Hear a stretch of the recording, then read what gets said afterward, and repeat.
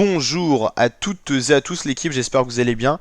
Pour cette nouvelle vidéo, on se retrouve pour parler sport cyclisme. On va parler d'une polémique qui a ouvert sur le dopage mécanique, sur le dopage dans le monde du cyclisme.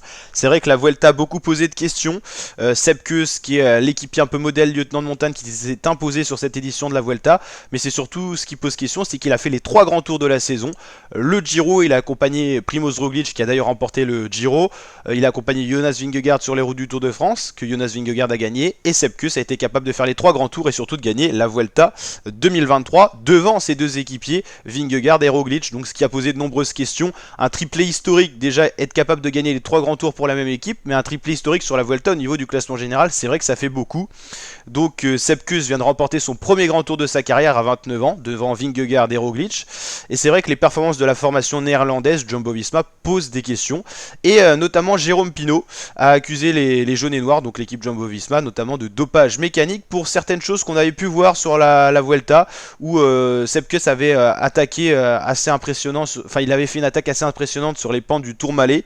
Et c'est vrai qu'on avait eu un peu l'impression que c'était très rapide et tout ça, des images qu'on voit des fois et qui posent des questions. C'est vrai que Jérôme Pinot lui avait réagi, ancien coureur cycliste et surtout ancien manager de BNB Hotel, équipe qui a d'ailleurs fermé.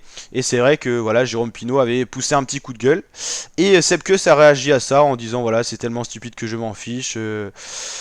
Voilà, enfin, après il s'explique en gros sur son attaque, et puis en gros il y avait un spectateur qui l'avait gêné, il avait ralenti, puis il avait réaccéléré, voilà. C'est vrai qu'on avait un peu la même image avec Wout van Aert sur le Tour de France, où il était totalement décroché, puis il est revenu repasser un relais, il avait accéléré dans la pente, et c'est vrai que c'est des images qui posent des questions, mais après, à voir. Mais c'est vrai que quand on voit les performances de la Jumbo-Visma, ça peut interroger. Quand on voit le podium 100% de Jumbo-Visma sur le classement général du Tour d'Espagne, c'est vrai que ça fait quand même bizarre, parce qu'il y a quand même des talents. On avait des grosses écuries, UAE, tout ça. Mais voilà. Et puis voilà, être capable de faire les 3 grands tours de la saison et faire des top 15 à chaque fois et gagner la Vuelta, c'est vrai que c'est quand même une performance qui nécessite d'être en super condition. En tout cas, victoire de Sepp Kuss, l'américain. Ça fait longtemps d'ailleurs qu'un américain n'avait pas gagné un grand tour, hein. Je sais pas quand ça remonte, mais voilà. En tout cas, la Jumbo-Visma a fait une saison parfaite, hein. Faut voir le nombre d'étapes qu'ils ont gagné sur cette Vuelta, c'est impressionnant. Ils ont gagné les 3 grands tours de la saison. Et c'est vrai, voilà, c'est des images comme ça qu'on voit avec des pédalés qui tournent tout seuls, qui font penser des fois au dopage mécanique.